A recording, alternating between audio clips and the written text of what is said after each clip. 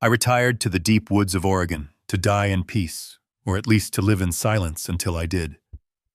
I spent 40 years as a structural engineer, building underground bunkers and high-security facilities for clients who did not want to be found. When I turned 70, I decided I did not want to be found either.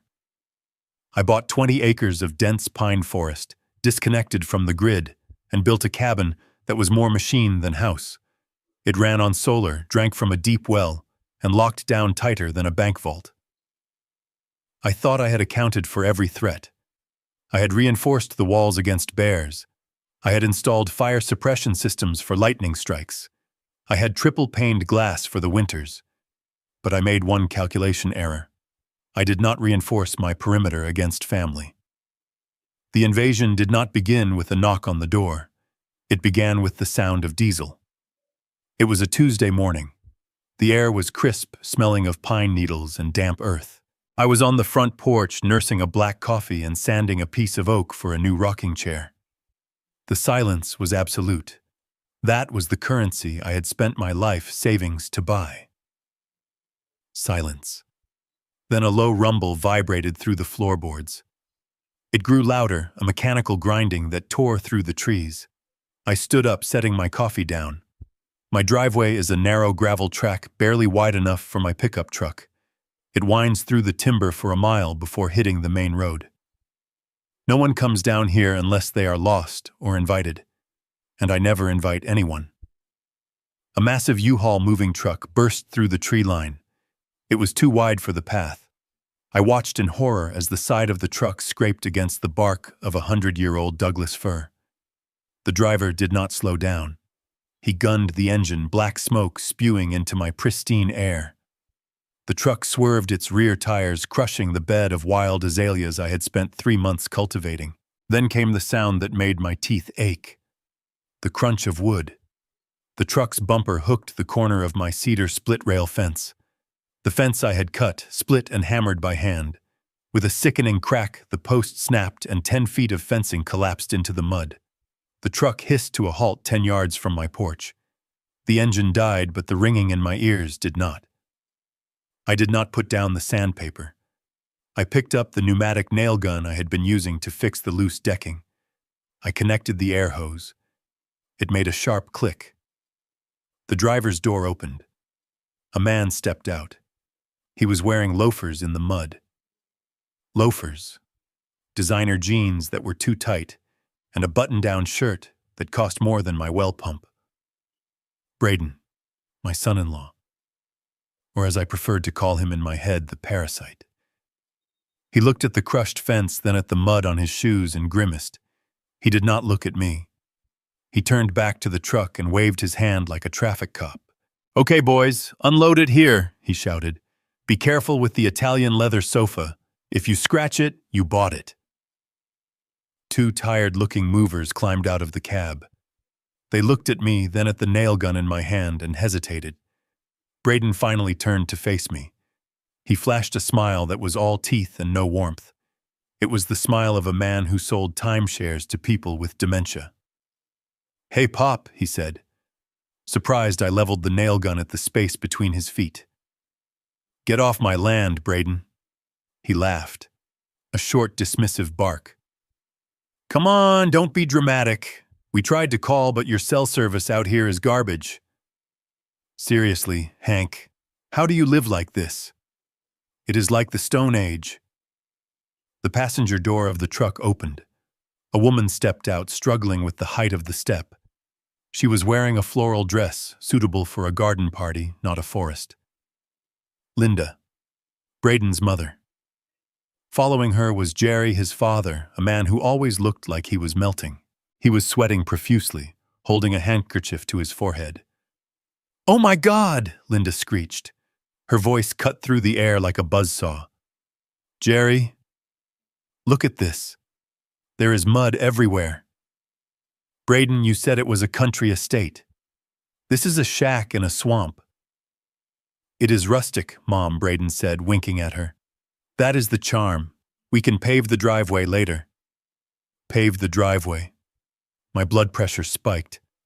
I took a step off the porch. The air hose hissed as it dragged behind me. I said, "Get out," I growled. "I did not invite you. I do not want you. Turn that truck around, fix my fence, and go back to the city." Jerry looked at me, squinting as if I were a servant who had spoken out of turn. He wiped his neck. "Hank, be reasonable," Jerry wheezed. It was a long drive. "My sciatica is acting up. We need to sit down." "Do you have air conditioning?" "It feels humid." "I do not have air conditioning because I designed the house to breathe," I said, my voice rising. "And you are not sitting down. You are leaving." Braden walked up the steps, bypassing me. He put a hand on my shoulder. I shrugged it off violently. "Relax, old man," Braden said, his voice dropping an octave, trying to sound authoritative. "We are not visiting. We are moving in." I stared at him. The sheer audacity took the air out of my lungs for a second. "Excuse me, my parents had a little bad luck with the market," Braden said, waving his hand vaguely. "They lost the townhouse. Just a temporary setback. I told them they could stay with us. But our apartment in the city is too small for 4 people. Plus the lease is up. So I had a brilliant idea. We consolidate. We come here. Plenty of fresh air for them, plenty of space for everyone. We are doing you a favor, really. You are isolated out here. If you had a heart attack, no one would know for weeks. Now you have family." He signaled to the movers again. The sofa, living room, big wall. I stepped in front of the door. I raised the nail gun. This time I pointed it at the doorframe inches from Braden's head. "One step closer and I nail this door shut," I said. "This is private property. I am the sole owner. You are trespassing." Braden sighed. He reached into his pocket. He pulled out a key, a silver key with a blue plastic cap. My heart stopped. That was the emergency spare key. I had given it to my daughter Megan 3 years ago. I told her, "Use this only if I am dying or dead." "Megan gave it to me," Braden said, tossing the key in the air and catching it. "We are family. Hank, what is yours is ours. Legal or not, you are not going to shoot your son-in-law in front of witnesses." He jammed the key into the lock. I stood there frozen.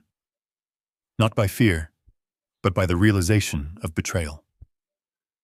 Megan gave him the key. "My Megan." Braden pushed the door open. The cool air from inside rushed out. "Welcome home, Mom." "Dad," he shouted. Linda and Jerry shuffled up the stairs, pushing past me. Linda wrinkled her nose as she got close. "Do you smell onions?" she asked Jerry. "I think he cooks with onions. You know I am allergic to the smell of onions. We will have to fumigate the kitchen before I can cook anything." "I do not cook." "Linda." Jerry grunted. "We will order out." "There is no delivery here," Dad, Braden said, following them inside. I stood on the porch, the nail gun heavy in my hand. The movers were lifting a gaudy white leather sectional sofa off the truck. It looked ridiculous against the backdrop of pine trees. "Where is she?" I asked. Braden stopped in the doorway. He didn't turn around. "Who, Megan?" "She is in the car behind the truck," he said. "She is a little emotional. Hormones, you know." He slammed the door. "My door." I dropped the nail gun. I walked past the truck, past the crushed fence, to the black SUV parked on the gravel road. The engine was running. The windows were tinted, but I could see the silhouette inside. I opened the driver's door. Megan was sitting there, her hands gripping the steering wheel so hard her knuckles were white. She was crying. Not the soft, silent crying of a strong woman, but the heaving, gasping sobs of someone who has been broken. "Daddy," she whispered. I looked at her. She had lost weight. Her eyes were shadowed. She looked 10 years older than 32. "Why?" I asked. That was the only word I could find. "Why did you give him the key? Why are they here?" She took a shaky breath. "Braden."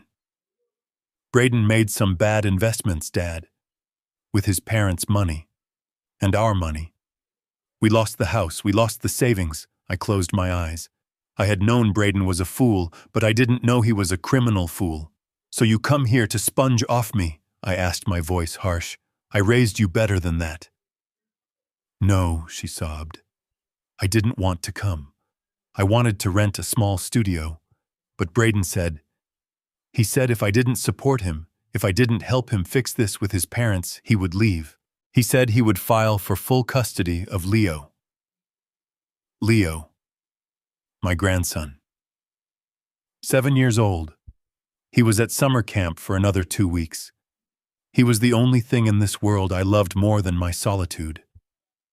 He said he would take Leo to Florida, Megan. Continued tears streaming down her face.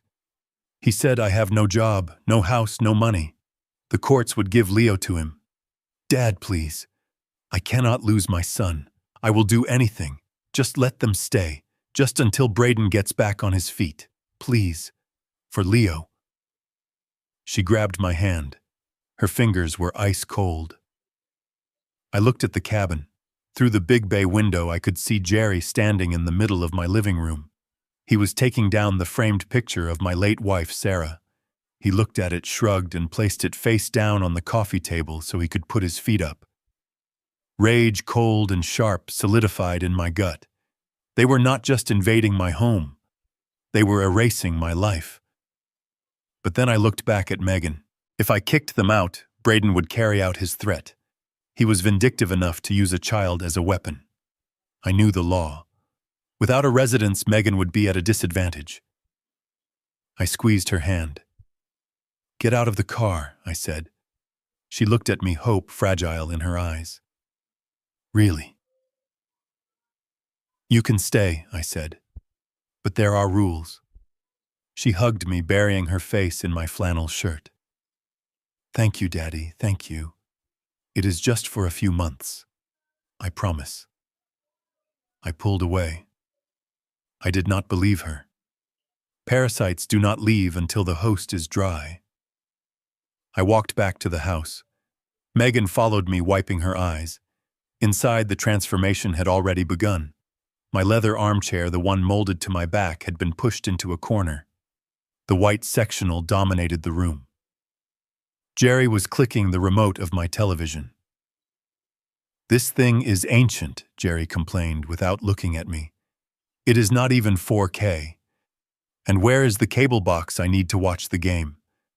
I do not have cable, I said. I have a satellite connection for news and weather. That is it. Jerry groaned. Great. Just great. Living like savages. Braden came out of the hallway. He had a suitcase in his hand. My suitcase. Hey, Hank, he said casually. I moved your stuff out of the master suite. The air left the room. Excuse me, I said, my voice barely a whisper. Well, Mom and Dad need the ground floor guest room because of Mom's knees, Braden explained, as if it were the most logical thing in the world. And Megan and I obviously need the master bedroom. We are a couple. We need privacy. Plus that room has the best view. It will help Megan's depression. He pointed to the door that led to the basement. The downstairs workspace is finished right. It has a bathroom. It is perfect for you. You like tinkering down there anyway. It is like a man cave. You will love it. He was evicting me from my own bedroom, in my own house. I looked at Megan. She looked down at the floor, unable to meet my gaze. She was too terrified of him to speak up. I looked at Linda. She was already in the kitchen opening my cupboards. Ew, she said. Do you have any gluten-free crackers? All I see is canned beans and beef jerky. We need to go shopping, Braden. I cannot eat this survivalist trash. I looked at the nail gun sitting on the porch. I could pick it up. I could end this right now. But then I thought of Leo. Fine, I said. Braden clapped his hands. Excellent. I knew you would be reasonable. Now be a sport and help the movers with the rest of the boxes. My back is killing me. He turned his back on me and walked into my bedroom, slamming the door. I picked up my suitcase. I walked to the heavy steel door that led to the basement. I opened it. The air down there smelled of sawdust, machine oil, and cold concrete. It was the smell of my work, my sanctuary. I walked down the stairs into the dark. They thought they had won. They thought I was just a defeated old man retreating to his hole. But they forgot what I did for a living. I was a structural engineer. I knew how to calculate load-bearing limits, and I knew exactly how much weight a structure could take before it collapsed. They had just overloaded the foundation. I sat on my workbench surrounded by my tools. I did not unpack. Instead, I reached under the desk and pulled out a set of blueprints. The blueprints of the house.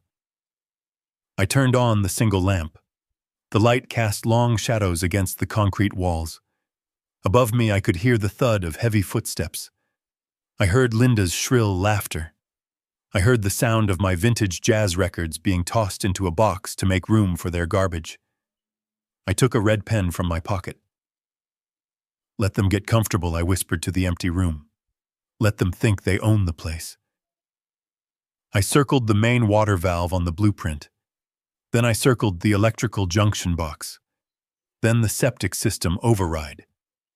I was not trapped in the basement with them. They were trapped in the house with me. The first conflict had ended. I had lost the battle for the ground floor. But the war for the cabin had just begun, and I had the home field advantage. I heard the toilet flush upstairs. "Enjoy it while it lasts, Jerry," I said. I opened my laptop. It was time to check the security protocols. I stayed in my bunker for 48 hours. My basement workshop was soundproofed against the outside world, designed to dampen the roar of a generator or the whine of a table saw. But it was not designed to block out the thumping bass of bad pop music vibrating through the floor joists directly above my head. I sat on my cot, staring at the exposed plumbing of the house I had built with my own hands. Every flush of the toilet upstairs was a reminder that my sanctuary had been breached. I was rationing my own food supply down there, protein bars and bottled water, because the thought of going upstairs and seeing them in my kitchen made my stomach turn. But eventually, the coffee ran out, and a man can only survive on rage and water for so long. I ascended the stairs on the third morning. I opened the heavy steel door and was immediately assaulted by a smell that did not belong in a cabin. It was a cloying chemical scent, artificial lavender. It smelled like a mall restroom. I walked into the kitchen and stopped. My cast iron skillets, seasoned over decades of use, were gone from their hooks. In their place were bright neon plastic spatulas and a set of cheap non-stick pans that would flake poison into the food within a month. Linda was standing by the window wearing a pink velour tracksuit that clashed violently with the rustic timber walls. She was holding a can of industrial-strength bug spray. She was spraying it directly onto the window screen. "Stop!" I barked. She jumped, dropping the can. It clattered on the hardwood floor. She put a hand to her chest and glared at me. "Good Lord, Hank. You sneak up on people like a ghost. Do not do that." My heart cannot take it. "What are you doing?" I asked, walking over and picking up the can. The warning label on the back was covered in skulls and crossbones. "This stuff is toxic. It kills everything. Bees, butterflies, birds. You cannot spray this here." Linda rolled her eyes. "Well, something has to be done. We have been here 2 nights, and I have not slept a wink. The noise is unbearable." "The noise?" I asked. "It is the middle of the forest. The nearest highway is 20 miles away." "Exactly," she said. "It is the nature noise. The frogs, the crickets, those awful birds that start screaming at 4 in the morning, and the buzzing. I saw a spider the size of my hand on the porch yesterday. Jerry refuses to go outside to smoke because he is afraid of getting bitten by a tick. We need to sanitize this place, Hank." Sanitize, I repeated, feeling a vein in my forehead throb. You want to sanitize a forest? I want to be comfortable, she snapped. I told Braden to call an exterminator. We need a perimeter spray, something that kills everything within 50 yards of the house. And we need to drain that pond out back. It is a breeding ground for those noisy frogs. That pond is a natural wetland, I said, my voice dropping to a dangerous low. It feeds the aquifer. You drain that, you kill the trees. You spray this poison, you poison the well water. My water. Your water. She waved her hand dismissively. We can buy bottled water. Stop being so dramatic. You act like this swamp is a cathedral. It is just dirty nature, Hank. It needs to be tamed. I looked at her, really looked at her. She was a woman who had never created anything in her life, only consumed. To her, the world was just a backdrop for her comfort. And if the backdrop had teeth or made noise, it had to be destroyed. Give me the can, I said. She snatched it back. No. If you will not deal with the infestation, I will. I was about to grab it from her when a loud crash came from the living room. It sounded like plastic shattering. Then came Jerry's voice. Oops. Well, it was old anyway.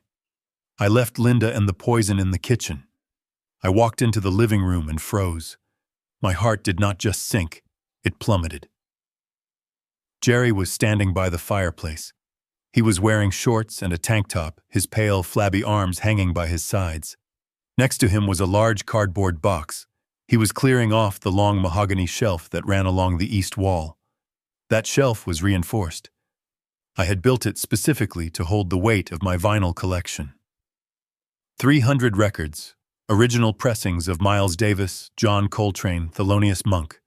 Albums I had collected since I was 18 years old. They were not just music. They were the soundtrack of my life with Sarah. We had danced to these records in this very room while the snow fell outside. Jerry was tossing them into the cardboard box like they were frisbees. I saw the sleeve of Kind of Blue bend as it hit the corner of the box. What are you doing? I shouted. I moved faster than I had in years. I crossed the room in 3 strides and grabbed Jerry's wrist just as he was about to throw a rare 1965 pressing of A Love Supreme. Let go of me, Jerry yelped, pulling his arm back. You are hurting me. I looked down into the box. The records were piled haphazardly. Some had slipped out of their sleeves. One was cracked down the middle. You are destroying them, I whispered. We are making space, Jerry said, rubbing his wrist. He looked indignant, as if I were the one being unreasonable. Look at this room, Hank. It is depressing. It is like a mausoleum. Books, old records, dust. We need to liven it up. We are going to have guests. We need entertainment. He pointed to a large black object sitting on the floor. It looked like a robot from a bad science fiction movie. It had flashing LED lights on the front and 2 massive plastic microphones attached to the side. A karaoke machine. You are throwing out $5,000 worth of jazz history for a karaoke machine, I asked. Who listens to jazz anymore? Jerry scoffed. It is elevator music. Linda and I like to sing. We have a duet routine. Islands in the Stream. We were famous for it at the country club before. Well before. Before you gambled away your membership, I finished for him. Jerry's face turned red. Watch your mouth. We are guests here. You are intruders, I said.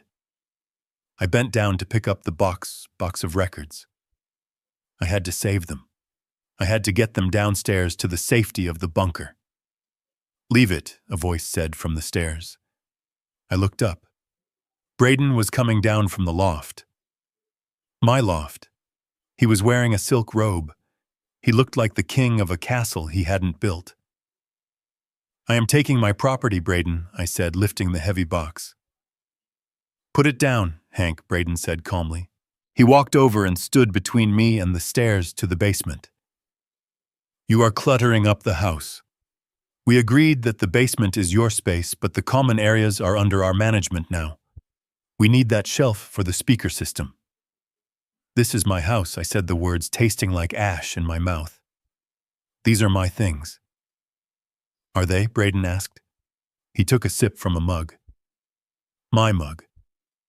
Technically, Braden continued, since you seem to be having trouble managing your affairs, we have to make decisions for you. Hoarding is a sign of decline, Hank. Holding on to old, useless things because of sentimental value. That is a symptom of what I asked, tightening my grip on the box. Of senility, Braden said. He said it casually with a fake tone of concern. We have been watching you. You are aggressive. You are paranoid. You are obsessed with this bunker mentality. It is not healthy. We are doing this for your own good. We are decluttering your life. You should be thanking us. I looked at him. I looked at the smirk on his face. I looked at Jerry, who was now plugging in the karaoke machine, the lights flickering in an epileptic seizure of pink and green. I realized then what they were doing. They were not just being rude. This was a strategy. They wanted to provoke me. They wanted me to throw a punch. They wanted me to scream and break things. If I acted crazy, it would make their case for guardianship that much easier. They were baiting the bear. I looked at the record on top of the pile. It was Sarah's favorite. Ellington at Newport. If I fought them now physically, I would lose everything. I would lose the house, I would lose my freedom, and I would lose Megan. I took a deep breath. I set the box down. Fine, I said. Braden's eyebrows shot up. He had expected a fight. He looked almost disappointed. Fine, he repeated. You want the shelf? Take the shelf, I said. I will move the records to the barn. They will warp in the heat out there, but at least they won't have to listen to you sing. I picked up the box again, straining under the weight. Jerry laughed. See? That was not so hard. You just have to learn to compromise, Hank. Marriage is about compromise. Or living together in this case. He tapped the microphone. It let out a high-pitched feedback squeal that made me wince. Check 1, 2. Check. Oh yeah. This is going to be great. Linda. Come down here. The sound system is set up. I walked to the back door carrying the heavy box. My arms burned, but the fire in my chest was hotter. I walked out into the humid air of the forest. I walked past the spot where the azaleas used to be. I walked to the old tool shed I called a barn. I set the records down on a workbench. I gently slid the kind of blue record back into its sleeve. I ran my hand over the cardboard cover. I could hear the music starting from inside the house, a distorted digital backing track of a Kenny Rogers song. Then Jerry's voice off-key and loud booming through the open windows, frightening the birds into silence. They were turning my sanctuary into a cheap roadside bar. They were desecrating the silence. I stood there in the shed, my hands shaking. Not from the weight of the box, but from the effort of holding back the violence. They called me senile. They called me a hoarder. They thought I was weak because I walked away. But they did not understand engineering. You do not destroy a structure by hammering at the walls. You destroy it by finding the stress points. You wait for the load to exceed the capacity. I looked at the conduit pipe running along the wall of the shed. It carried the main power line from the solar array to the house. Braden wanted to be the man of the house. He wanted to be in charge. I patted the conduit. You want power, I whispered.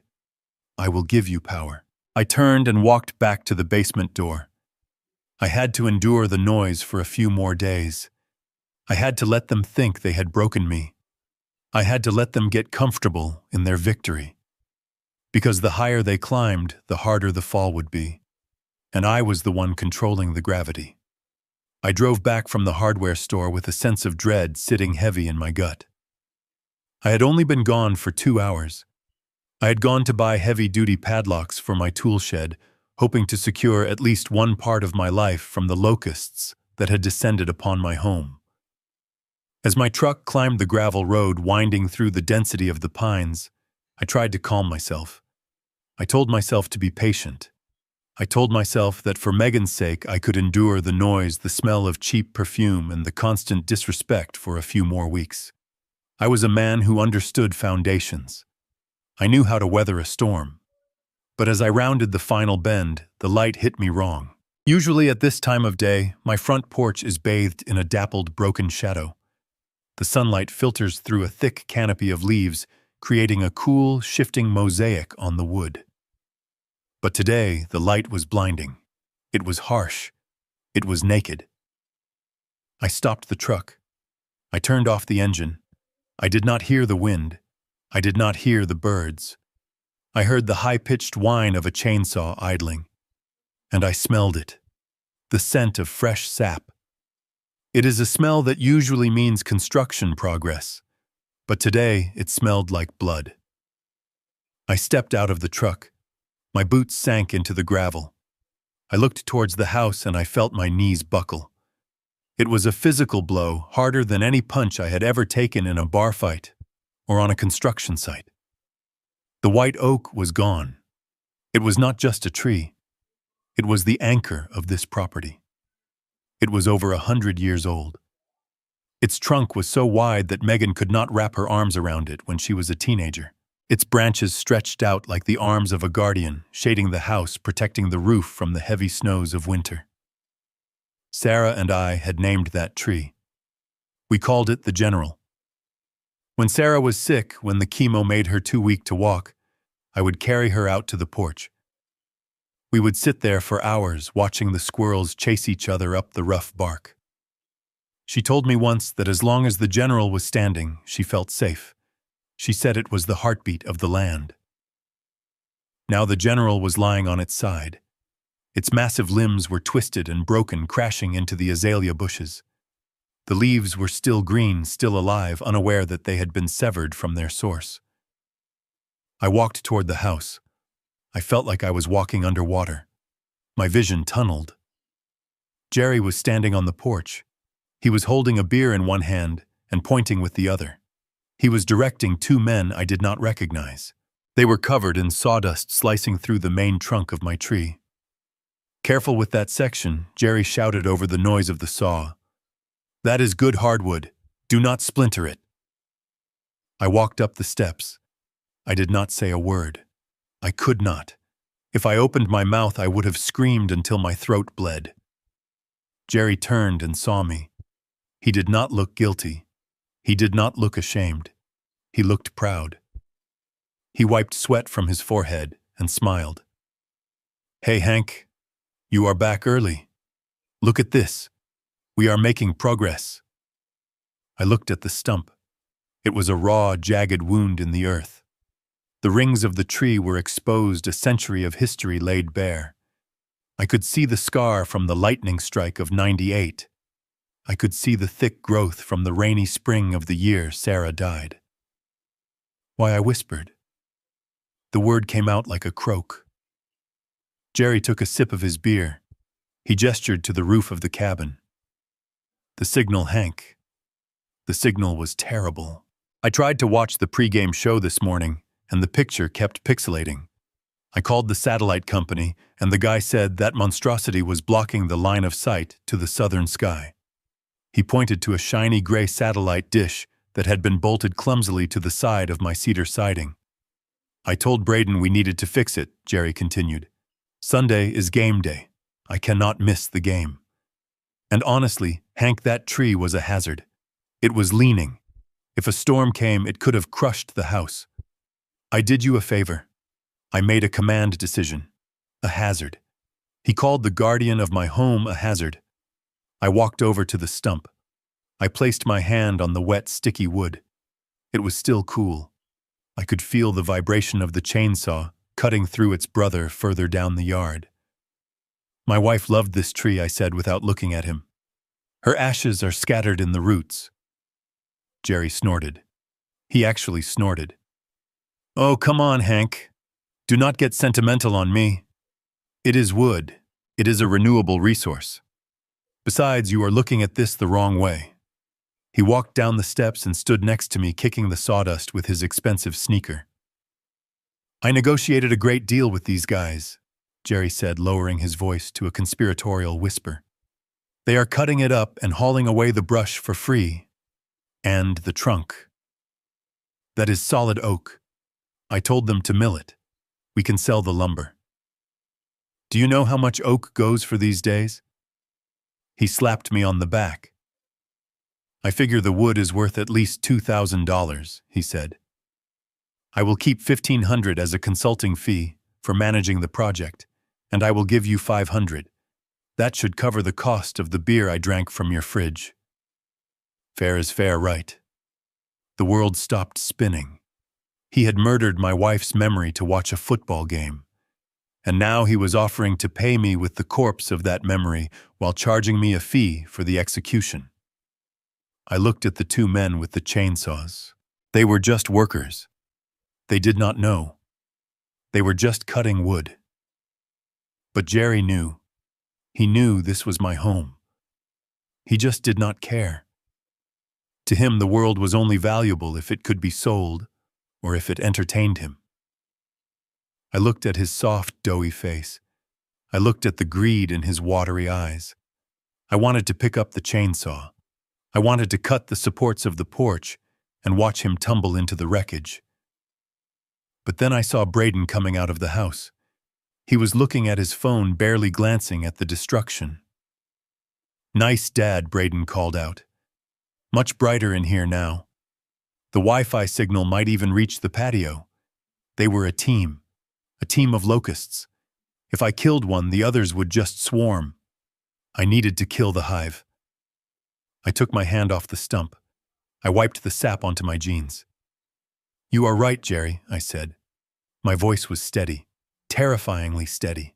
It was the voice I used when I told a client that their bunker needed 3 feet of concrete, not 2, if they wanted to survive the blast. "I am right?" Jerry asked, looking surprised. "Yes," I said. "It is much brighter now. I can see everything clearly." "Good man," Jerry grinned. "I knew you were not totally senile. We will get that money to you next week. Now be a pal and help them load the branches. My back is acting up again." He turned and waddled back up the stairs to check his satellite signal. I stood alone by the stump. The sun beat down on my neck, hot and unforgiving. I looked at the house, my cabin. It looked naked without the tree. It looked vulnerable, but it was not vulnerable. It was a machine I had built. Jerry had cut down the tree to get a signal. He wanted to be connected to the outside world. He wanted to bring the noise in. Okay, I thought. You want a signal? I will give you a signal. I walked past the workers. I walked past my truck. I walked into the barn and locked the door behind me. I did not cry for the tree. I did not cry for Sarah. I was done crying. I went to the electrical panel in the barn that controlled the external feeds. I looked at the breaker labeled Satellite Booster. I did not flip it. Not yet. Instead, I reached into my tool chest and pulled out a small black device. A signal jammer. Illegal in 3 states. Essential for the kind of work I used to do. "You want to watch the game, Jerry," I whispered. "You want to see the world while you destroy mine." I set the device on the workbench. I was going to let them watch their game. I was going to let them sell the wood. I was going to let them think they had won every single battle. Because when I finally pulled the trigger on my plan, I wanted them to be fat, happy, and completely unsuspecting. The tree was gone. The shade was gone. But the heat was just beginning to rise. The basement was not a prison. It was a command center disguised as a workshop. While Braden and his parents slept in the bedrooms I had built, believing they had banished the old troll to the dungeon, I sat in the glow of my monitors. They thought I was down here sulking, mourning my lost tree and my conquered living room. They did not know that the house itself was listening. When I designed the cabin, I wired every room with a hardline intercom system. It was old-school technology. No Wi-Fi, no Bluetooth, nothing that could be hacked from the outside. To the untrained eye, the units on the walls looked like beige plastic relics from the 1980s, dead and yellowed with age. Braden had laughed at the one in the kitchen the first day. He pushed the talk button, got no static, no hum, and declared it garbage. He didn't know that I had disabled the speakers but left the microphones wide open. It was 2 a.m. The silence of the forest was heavy outside, but inside my headphones, the house was alive. I cycled through the channels. Channel 1, the guest room. I could hear Jerry's sleep apnea, a rhythmic choking snore that sounded like a dying engine. Channel 2, the living room. Silence. Channel 3, the master bedroom. My bedroom. I hesitated before flipping the switch. I did not want to hear my daughter sleeping next to that man. But I was gathering intelligence. I was looking for structural weaknesses. I flipped the switch. There was no sleeping. There were voices, low, urgent, and clear as a bell. "You are sure he is asleep?" That was Jerry. He was not in the guest room. He was in the master suite. "He is down in the hole, Dad." I heard him lock the steel door. "He is probably crying over his old records." That was Braden. His voice dripped with that arrogant confidence that made my skin crawl. I leaned in, adjusting the gain on the receiver. The waveform on my screen spiked. I hit the record button. "So when do we see the money?" Jerry asked. The sound of liquid pouring into a glass followed. They were drinking my 20-year-old scotch. I could tell by the clink of the heavy crystal stopper. Braden laughed softly. "Patience. These things take precision. The bank called me today. The appraisal came in higher than we thought. The market value of this place is insane, Dad. The land alone, with the water rights and the timber. We are sitting on a gold mine. 1.5 million conservative estimate." I froze. 1.5 million. That was about right. But why was the bank calling Braden? The deed was in my name. The title was clean. I had no mortgage. "But he would never sign," Jerry said. "He is stubborn as a mule. You saw him with that tree. He treats this place like a shrine." "That is exactly why it is going to work," Braden said. "The tree incident. That was perfect. It goes right into the file." "What file?" "The competency file, Dad. I have been building it for 6 months. Ever since I found out how much equity he had sitting here rotting in the woods." My blood ran cold. I sat perfectly still, my eyes fixed on the spinning reel of the digital recorder on my screen. "I have already spoken to Dr. Thorne." Braden continued. "He is a specialist in geriatric cognitive decline. I told him about the aggression, the nail gun incident, the hoarding of useless vinyl records, the obsession with security and the paranoia about the government, and now the emotional breakdown over a tree. It fits the profile perfectly.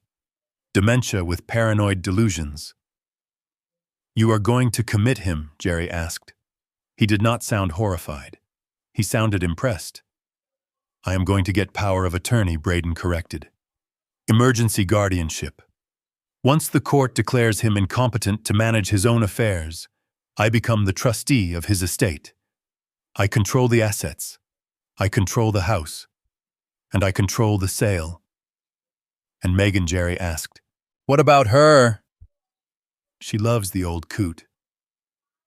"Megan does what I tell her to do," Braden said dismissively. "She is weak, Dad. She is scared. I told her Hank is losing his mind. I told her he is a danger to himself and to Leo. She believes it. She is already looking at brochures for assisted living facilities in the city. Nice ones, expensive ones. We will put him there, visit him once a month, and everyone wins. He gets care, we get the capital." I felt a physical pain in my chest, a tightness that had nothing to do with my heart, and everything to do with the knife Braden had just twisted in my back. He was gaslighting my daughter. He was using her fear for her son to turn her against her own father. He was painting me as a madman to steal the life I had built. But what about the loan? Jerry pressed. You said we could get the cash this week. The buy-in for the crypto launch is Friday. If we miss it, we miss the surge. The Omega coin scheme. I knew it. Braden was not just evil.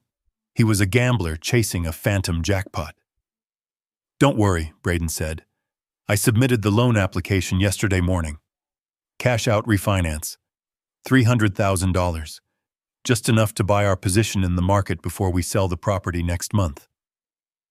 But the signature, Jerry whispered. There was a pause. I held my breath. I handled it, Braden said. His voice was smooth, proud. I spent 3 hours practicing on his old tax returns. A shaky hand, a little hesitation on the H. It is perfect. The notary is a buddy of mine from college. He stamped it without blinking. The funds wire into my account on Thursday. Gotcha. I let out a breath I didn't know I was holding. I looked at the screen. The recording was capturing every syllable, every confession, admission of forgery, conspiracy to commit fraud, elder abuse. This was not just a family dispute anymore. This was a felony. Multiple felonies. I saved the file. Then I copied it to 3 different hard drives and uploaded it to my encrypted cloud server. I leaned back in my chair. The anger that had been consuming me, the hot reactive rage, began to cool. It hardened into something else, something cold and sharp like steel. Braden was not broke. He was greedy. He was willing to destroy my reputation, lock me away in a nursing home, and erase my existence just to fund a gambling addiction disguised as investing. And he was using my daughter as a pawn. I looked at the blueprint of the house again. Thursday. The money wires on Thursday. That was 2 days from now. If I went to the police now, I could stop it. I had the recording. But audio recordings can be challenged. They could say they were joking. They could say it was taken out of context. And even if Braden got arrested, the damage to Megan would be done. She would still believe I was senile. She would believe I set him up. No. I needed more than a recording. I needed them to walk into the trap themselves. I needed them to feel the consequences of their greed. I listened for a moment longer. This is going to be sweet, Jerry said, clinking his glass again. To the good life. To the good life, Braden echoed. I reached for my laptop. I pulled up the banking protocols for the house. Braden thought he was smart because he had a friend who was a notary. But he forgot who he was dealing with. I was an engineer who built systems for people who had enemies with satellites. He had applied for a loan against my property. That meant the bank would be running a title check. I opened a secure browser. I logged into the county clerk's database. Braden said he had submitted the paperwork yesterday. That meant it was sitting in a digital queue, waiting to be processed. I could flag it. I could stop it right now. But then I had a better idea. Let the loan go through. Let the money hit his account. Let him feel the weight of that $300,000. Let him transfer it to his crypto scam. Because once that money moved, the crime was complete. Wire fraud, money laundering. And while he was busy counting his digital coins, I would be busy changing the reality of the physical world around him. I closed the browser. I needed to make a phone call. Not to the police, to Caldwell. My old friend Caldwell was not just a lawyer. He was a shark who ate other sharks for breakfast. He had retired 3 years ago, but for this I knew he would come back. I looked at the time. It was almost 3 in the morning. I picked up the burner phone I kept in the safe. I dialed Caldwell's private number. He answered on the second ring. His voice was rough with sleep. Who is this? It's Hank, I said. Hank, it's 3 a.m. Is the cabin on fire? No, I said. But it's going to be. I need you to file a document for me. First thing in the morning. What document? I need you to sell my house, I said. There was a long silence on the other end. Sell it to who you love that place. I do, I said, watching the audio waveform of Braden's laughter on my screen. That is why I have to destroy it. I am selling it to the federal government. The Forestry Service always wanted this land for a fire watch station. Make the call. Hank Caldwell said, his tone shifting from sleepy to sharp. If you sell the land, you have to vacate. I know, I said. I will vacate. But not before I host a going-away party. I hung up the phone. I stood up and walked to the wall of the workshop. I pulled down a large breaker handle marked auxiliary power. I did not flip it yet. Thursday. I had 48 hours to prepare. 48 hours to play the part of the senile, defeated old man. 48 hours to let them dig their own grave. I turned off the intercom speaker, but I left the recorder running. Sleep tight, Braden, I whispered. Enjoy the view from my bedroom, because the walls are about to close in. I sat in the dark of my basement for a long time after I intercepted the call. The glow of the monitors was the only light in the room, casting long, pale shadows against the concrete walls. I knew what I had to do. I knew the timing had to be perfect. But I still needed to go upstairs one last time. I needed to retrieve a few personal items before I initiated the lockdown protocol. I told myself I was going up there to pack. But deep down, I think a part of me wanted to give them one last chance to show a shred of humanity. One last chance to prove they were not complete monsters. I was wrong. It was late afternoon. The sun was beginning to dip below the tree line, casting an orange hue through the windows. The house was loud. It was always loud now. The karaoke machine was thumping a bass line that rattled the floorboards. I could hear laughter, drunken, slurping laughter. They were celebrating early. They thought the loan was approved. They thought the house was theirs. I walked up the stairs. The heavy steel door clicked shut behind me. The living room was a disaster zone. Pizza boxes were stacked on my handmade coffee table. Empty beer bottles littered the floor like spent shell casings. Braden was sitting on the white leather sofa, his feet propped up on the armrest, typing furiously on his phone. Checking his crypto wallet, no doubt.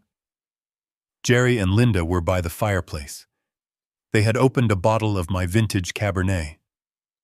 Red wine. Linda was swaying to the music, glass in hand. Jerry was trying to refill his glass, but his hands were shaking from the alcohol. I stood in the hallway watching. They did not see me. I was a ghost in my own home. Then it happened. Jerry lost his grip. The heavy bottle slipped from his sweaty fingers. It hit the edge of the mantelpiece and shattered. Dark red wine exploded everywhere. It sprayed across the stone hearth. It splashed onto the white rug, and it pooled on the wooden surface of the mantel. "Oh, damn it!" Jerry shouted. "Linda, get a towel. It is going to stain." Linda looked around dazed. "I do not see a towel, hurry. Use something, anything." Jerry panicked. He looked around wildly. His eyes landed on the only fabric within reach. On the mantel, centered and respectful, sat a triangular wooden case with a glass front. Inside was an American flag. It was folded 13 times, tight and precise. It was not just a flag. It was the flag that had draped the coffin of my squad. Nam. A man who had dragged me out of a collapsed tunnel when I was 20 years old. A man whose name I whispered every year on Memorial Day. "No," I whispered. My voice was trapped in my throat. Jerry did not hesitate. He grabbed the case. He fumbled with the latch on the back. He ripped the back panel off and pulled out the folded triangle of stars and stripes. "Jerry, no," I said louder this time, stepping into the room. He did not hear me over the music. He shook the flag open. The crisp, clean fabric unfurled, and then he threw it onto the puddle of wine. He bunched it up in his fists. He scrubbed the stone. He scrubbed the wood. The white stripes turned a deep blood red. The blue field of stars soaked up the alcohol. "It is soaking it up," Jerry yelled, laughing with relief. "I got it. No harm done?" I stopped walking. I stood in the middle of the room. The air conditioning was running, but suddenly everything felt very hot, and then instantly absolutely zero. The rage that had been burning inside me for days simply vanished. It was replaced by a clarity so sharp it cut. I looked at Jerry scrubbing my friend's memory into a puddle of spilled booze. I looked at Braden, who glanced up, saw what his father was doing, and just shrugged before going back to his phone. They were not family. They were not even enemies. They were a structural failure. And when a structure is compromised beyond repair, you do not patch it. You condemn it. And then you demolish it. I walked over to the stereo system. I pulled the plug from the wall. The music died. The silence that rushed back into the room was deafening. Jerry stopped scrubbing. He looked up, holding the sodden, stained flag in his hand like a dirty dishcloth. "Oh. Hey, Hank," Jerry slurred. "Had a little accident. Do not worry, I will put this cloth in the wash. It will be good as new." He tossed the flag onto the floor. It landed with a wet thwap.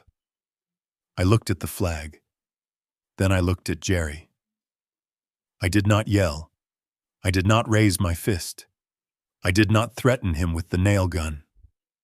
I walked over and picked up the flag. I folded it, ignoring the wine dripping onto my hands. I held it against my chest. "You win," I said. The room went still. Braden lowered his phone. Linda stopped swaying. "What did you say?" Braden asked. He stood up, sensing a shift. "I said you win," I repeated. My voice was flat, monotone. It was the voice of a machine. "I am too old for this. I cannot fight you anymore. I cannot fight the noise. I cannot fight the mess. And I certainly cannot fight people who have no concept of honor." Braden's eyes widened. A slow, predatory smile spread across his face. "Are you serious?" he asked. "You are giving up. I am moving out," I said. I looked around the room, letting my eyes linger on every piece of destruction they had wrought. "This is not my home anymore. You turned it into something else. It is yours. You want the house, take it. You want the land, take it." Jerry let out a whoop. He high-fived Linda. "I knew it," Jerry shouted. "I knew he would crack. I told you, Braden." "It is survival of the fittest." Braden walked over to me. He tried to look solemn, but the greed was leaking out of his pores. "You are making the right decision, Hank," he said. "We will take good care of the place. And do not worry, we will find you a nice facility. Somewhere with structure." "I do not need your help," I said. "I have my truck. I have my savings. I am leaving tonight." "Tonight?" Linda asked, eyeing the master bedroom door. "Well, that is convenient. We can finally move our things out of that guest room." I walked past them. I went to the guest room where my few remaining bags were packed. I grabbed my duffel bag. I slung it over my shoulder. I walked back into the living room. They were already celebrating. Braden was opening another bottle of wine. Jerry had plugged the stereo back in.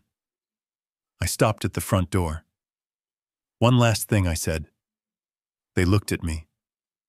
"Since you are the owners now, I assume you can handle the maintenance," I asked. Braden laughed. "Maintenance, Hank, I am in real estate. I know how to run a house. Just go." I nodded. "Good luck," I said. I opened the door and walked out. The evening air wafted my face. It was cool and clean. I walked down the steps past the stump of the oak tree. I walked to my truck. I opened the passenger door and placed the wine-soaked flag on the seat. "I will clean you up, old friend," I whispered. "I promise." I walked around to the driver's side.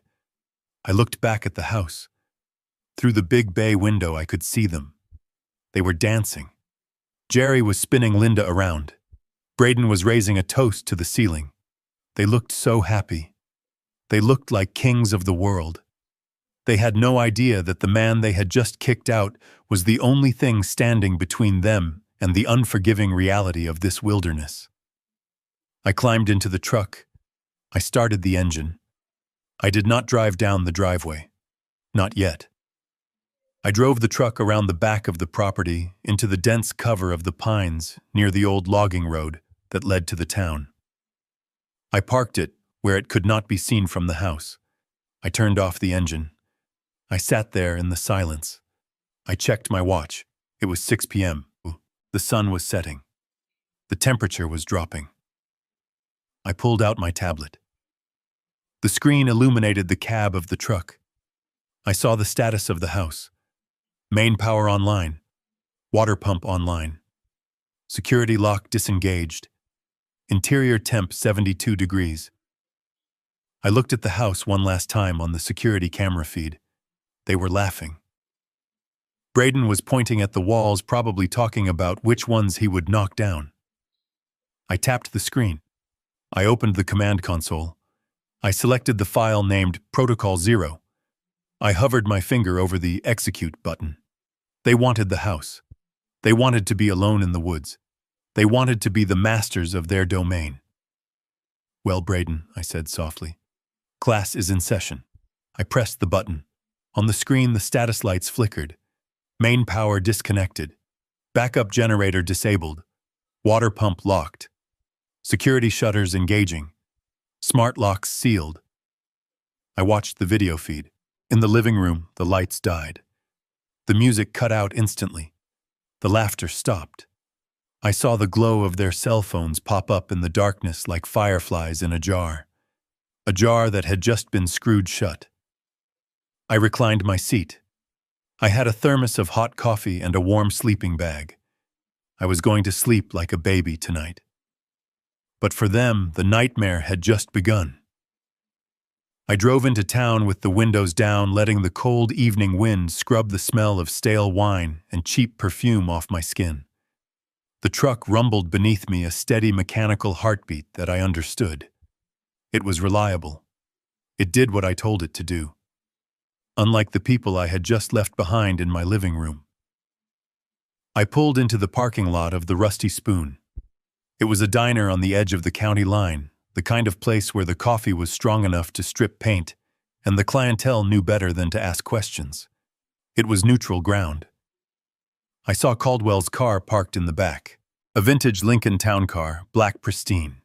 It was like Caldwell himself. Old school, heavy, and dangerous if you got in its way. Caldwell and I went back 40 years. We had met when I was a young engineer dealing with zoning permits, and he was a hungry public defender. Now he was the most feared estate attorney in the state. He didn't practice law. He practiced warfare. I walked inside. The bell above the door jingled a cheerful sound that felt out of place with the grim purpose of my visit. I spotted Caldwell in a corner booth, his back to the wall. He was wearing a tweed jacket and reading a newspaper, but I knew he had clocked me the second I walked in. His eyes, sharp and gray behind wire-rimmed glasses, tracked my movement. I slid into the booth opposite him. I did not say hello. I just signaled the waitress for coffee. "You look like you went 12 rounds with a cement mixer," Hank Caldwell said, folding his paper. "I feel like it," I replied. He looked at my hands. They were stained purple from the wine on the flag. He raised an eyebrow, but didn't ask. He knew I would talk when I was ready. The waitress poured the coffee. I wrapped my hands around the mug, letting the heat seep into my bones. "Is it done?" I asked. Caldwell reached into his briefcase. He pulled out a thick file folder and slid it across the greasy table. "The paperwork is ready," he said. "The transfer to the United States Forestry Service is drafted. The closing date is set retroactively for 2 weeks ago, as we discussed. Technically, as of the 1st of the month, you are a tenant at will on government property. The check for the sale is in escrow." "Good," I said. Caldwell leaned forward. He lowered his voice. "Hank, I need you to understand what you are doing here. I have executed some cold maneuvers in my time, but this is nuclear. He tapped the file.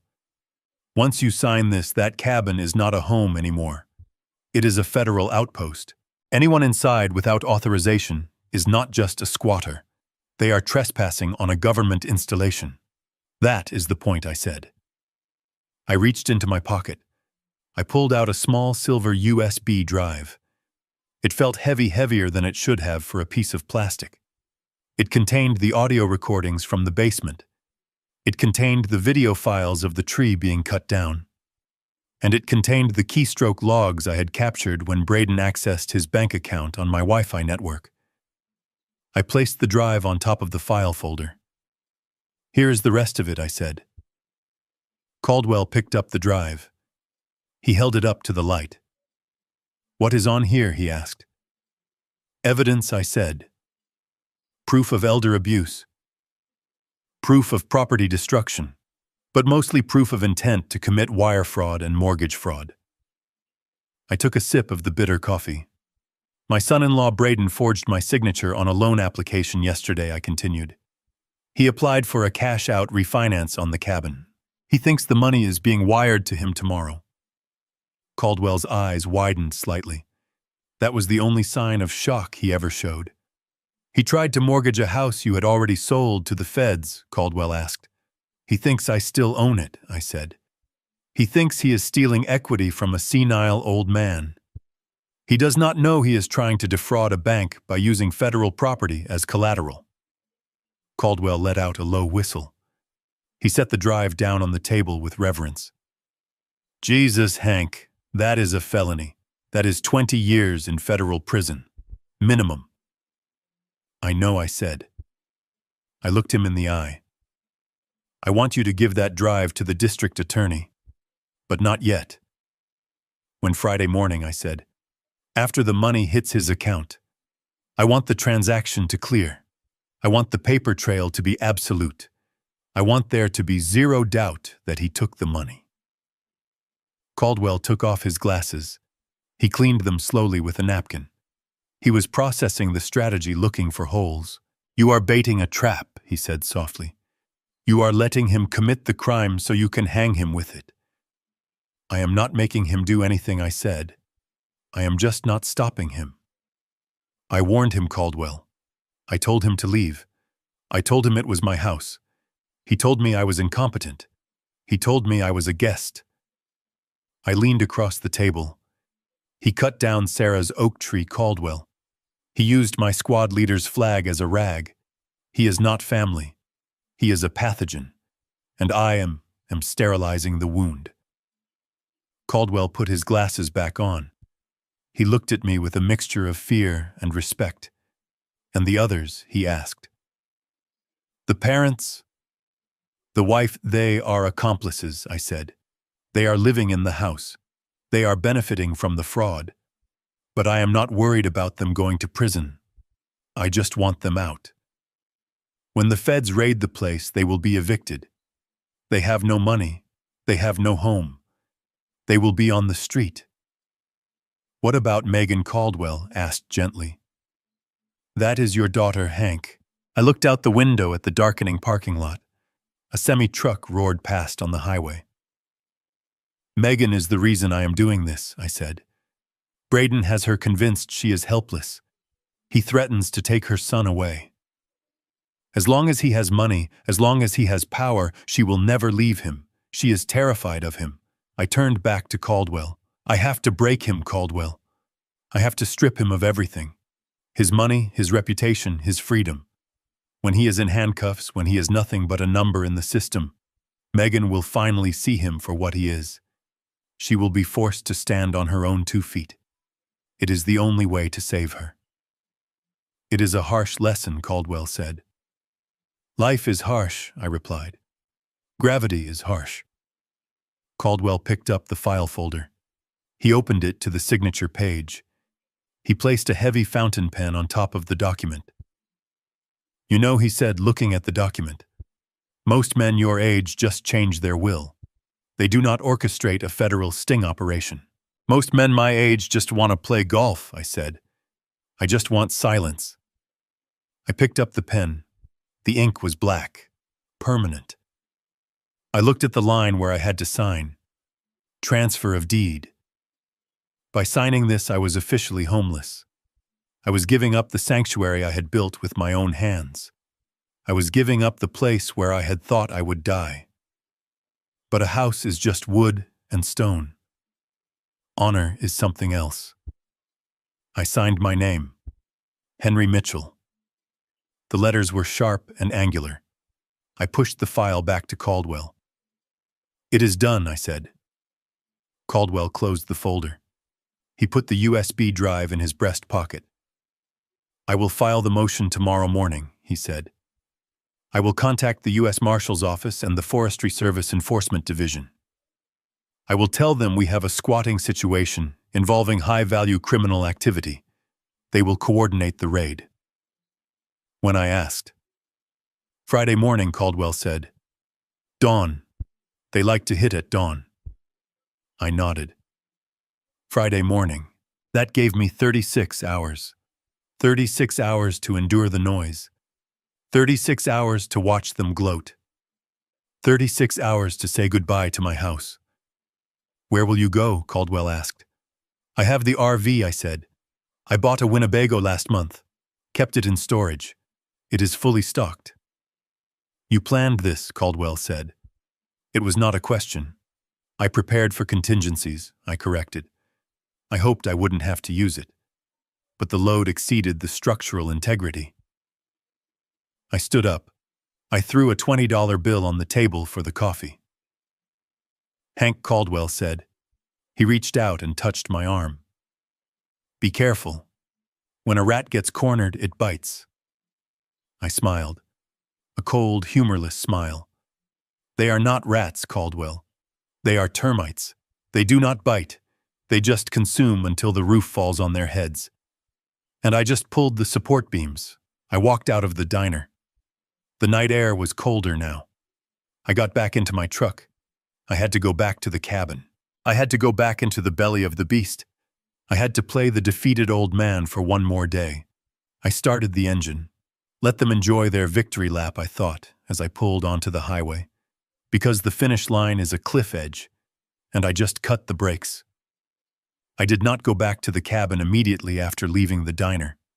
I could not.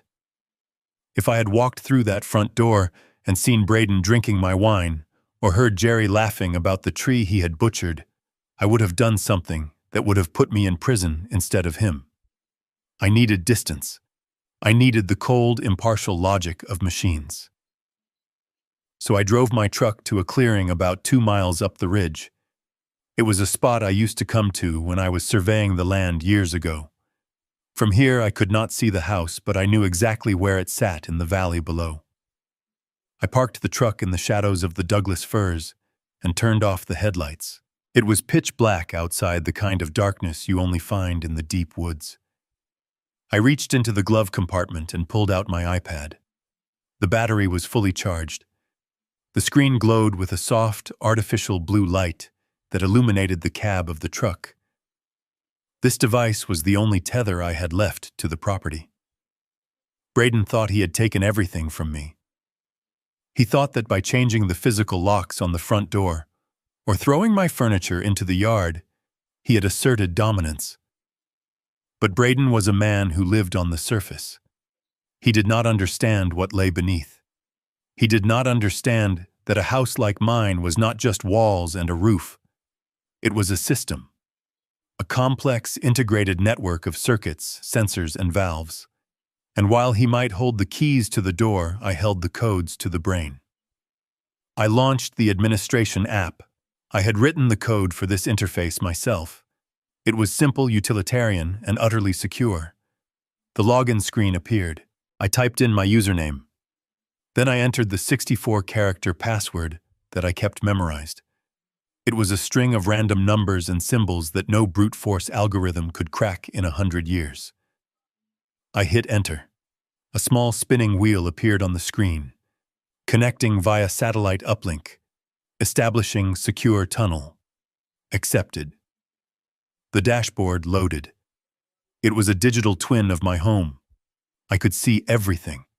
I saw the current power consumption. I saw the water pressure levels. I saw the temperature in every single room. Living room 72 degrees, master bedroom 70 degrees, guest room 71 degrees. They were warm. They were comfortable. They were using my solar array to heat the floors I had laid with my own hands. I tapped on the security tab. The camera feeds populated the screen. I watched them for a moment. They were still celebrating. Braden was standing on the coffee table doing an air guitar solo. Linda was clapping. They looked so small on the screen, like ants inside a glass jar. I took a deep breath. It was time to close the lid. I navigated to the Access Control submenu.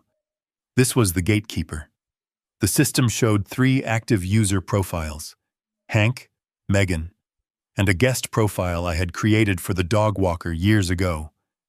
I saw the log of recent entries. Braden had not even bothered to change the digital codes on the keypads. He was using the physical keys he had stolen from Megan. He thought that was enough. He was so analog. I selected the master lock override function. Usually the electronic locks on the doors were passive. They allowed key access. But I had installed high-grade magnetic solenoids in the door frames. They were designed for a riot scenario. When engaged, they drove a 1-inch steel bolt into the frame that could not be retracted by a key. It could only be retracted by the software. I tapped the command. Engage maglocks. All zones. The screen processed the command. I imagined the sound echoing through the house down in the valley. A heavy mechanical thud as the steel bolts slammed home. Front door, back door, basement door, garage entry. On my screen, the icons for the doors turned from green to orange. Locked. Now they could not get out, and no one could get in. But trapping them was not enough. I needed to make them understand the reality of their situation. I needed to strip away the illusion of comfort they felt entitled to. I swiped to the environmental controls. The HVAC system. My cabin used a geothermal heat pump. It circulated fluid through pipes buried deep underground to harvest the Earth's heat. It was efficient and silent. It was what kept them cozy while the temperature outside dropped to 28 degrees. I looked at the temperature setting. 72. I tapped the override button. I did not just turn it off. I reversed the cycle. I set the system to purge. This function was designed for the summer to vent hot air rapidly. But tonight, it would act as a vacuum. It would pull the warm air out of the house and dump it into the night while pulling the freezing outside air in through the intake vents. I set the target temperature to 40 degrees.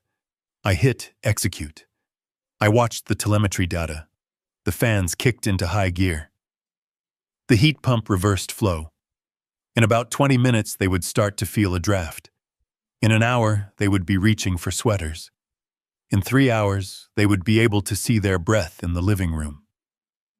I felt a pang of guilt thinking about the house itself. I was stressing the system. I was pushing the machinery hard. It was like herding a faithful dog to bite an intruder.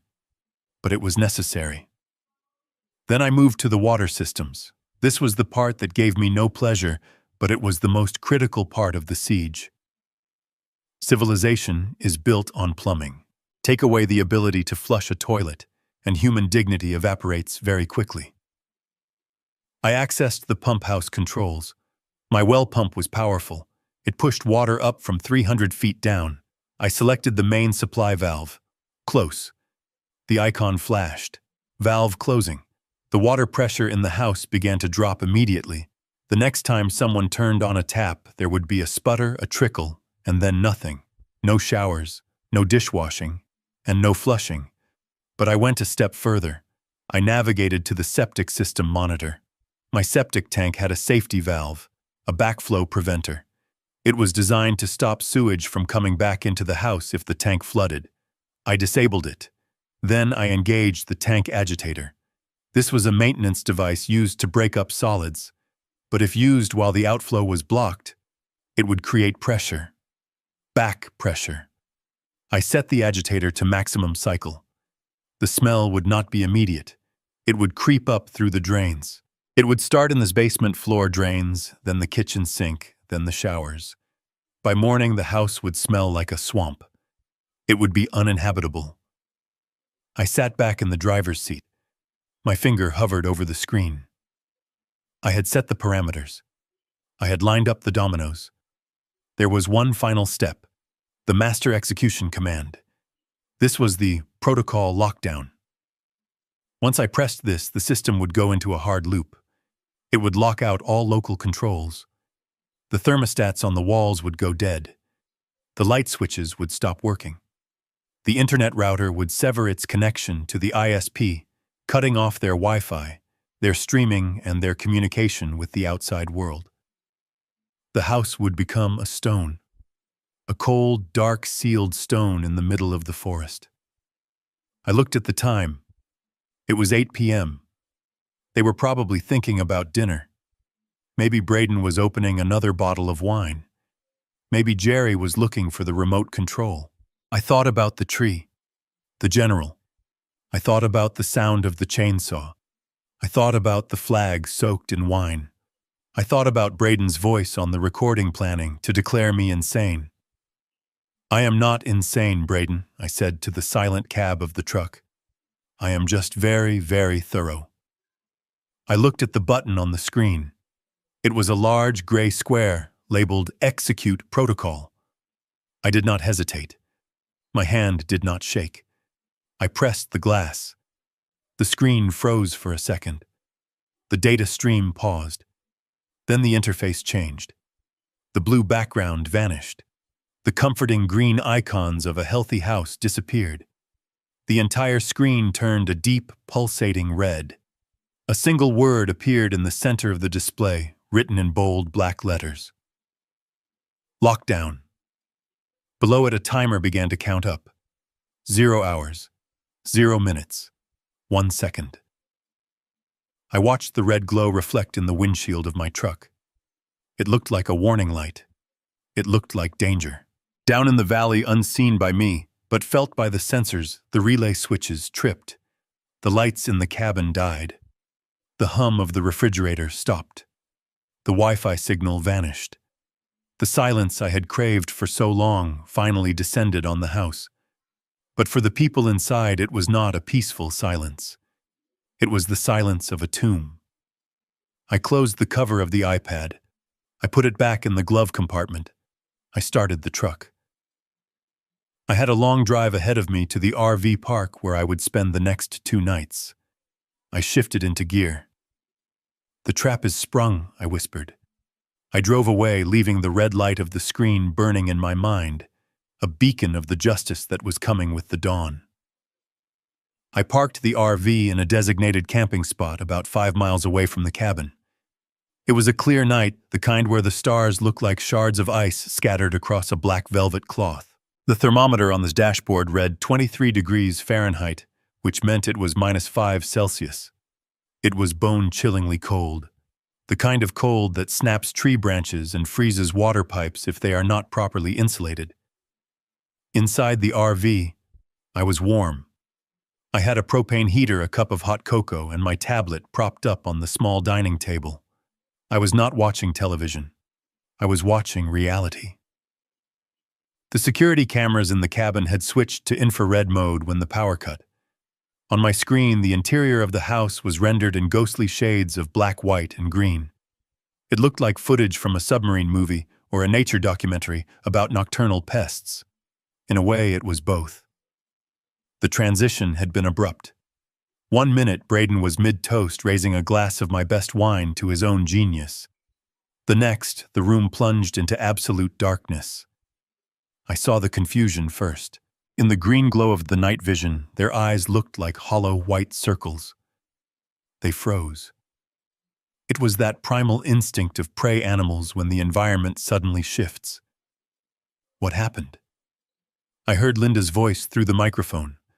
It was high, shrill, bordering on panic immediately. "Braden, did you pay the electric bill?" "Relax, Mom," Braden said. He was fumbling for his phone. His flashlight beam cut through the darkness, a blinding white flare on my screen. It is just a breaker. The old man probably has faulty wiring.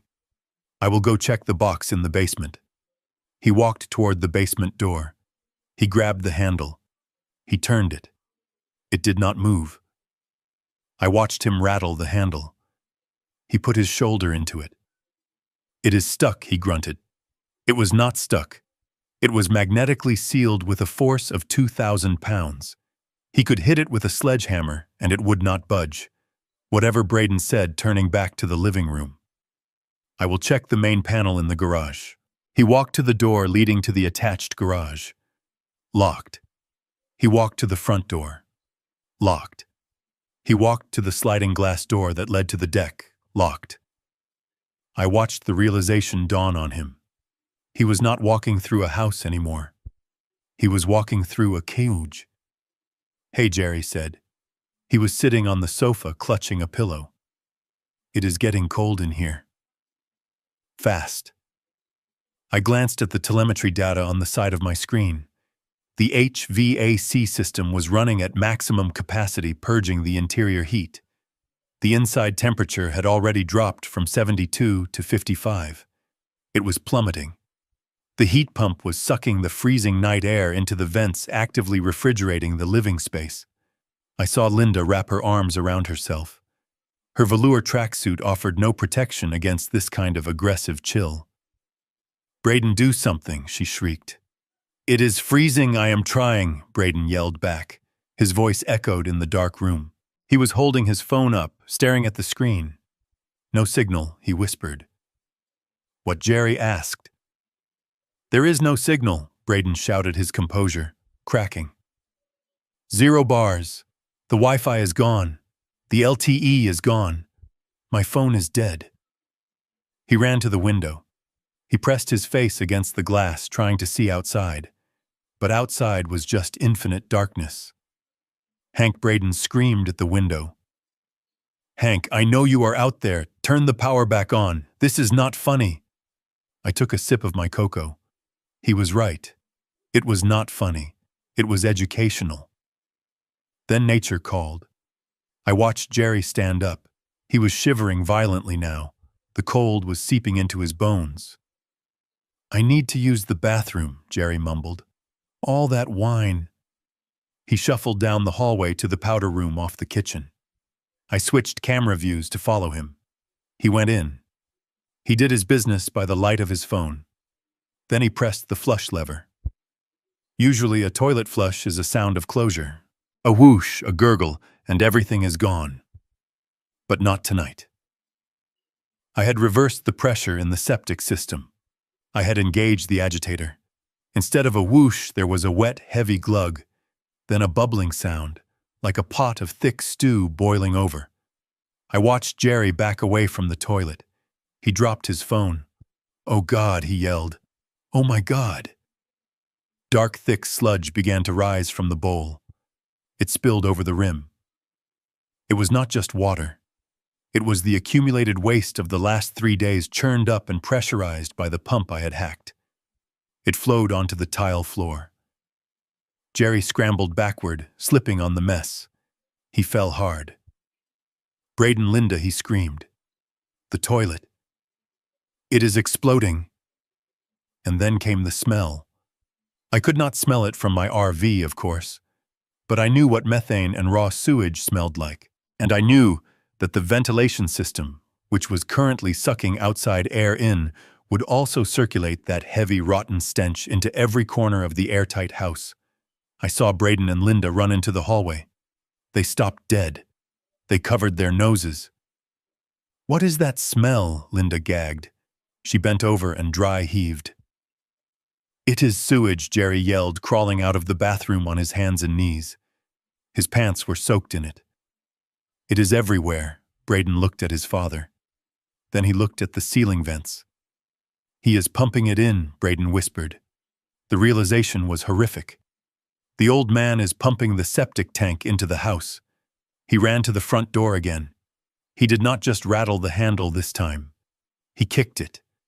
He threw his entire body weight against the solid oak. "Open the door," he screamed. "Open the damn door!" He grabbed a heavy bronze statue from the entry table. It was a sculpture of an eagle I had bought in Arizona. He swung it with all his might at the glass panel next to the door. Bang! The glass did not shatter. It did not even crack. It was polycarbonate laminated ballistic glass. It was designed to stop a .44 Magnum round. A statue wielded by a desperate real estate agent was not going to make a scratch. The statue bounced back and hit Braden in the shin. He howled in pain and dropped to the floor, clutching his leg. "We are trapped," Linda sobbed. She had retreated to the corner of the living room, trying to get as far away from the bathroom smell as possible. But there was nowhere to go. The smell was the air now. "We are going to die in here. We are going to freeze to death in a sewer." I checked the temperature again. 45 degrees inside. Outside it was dropping to -6. The house was becoming a refrigerator filled with toxic gas. I watched Braden crawl over to the fireplace. "Make a fire," he yelled at his father.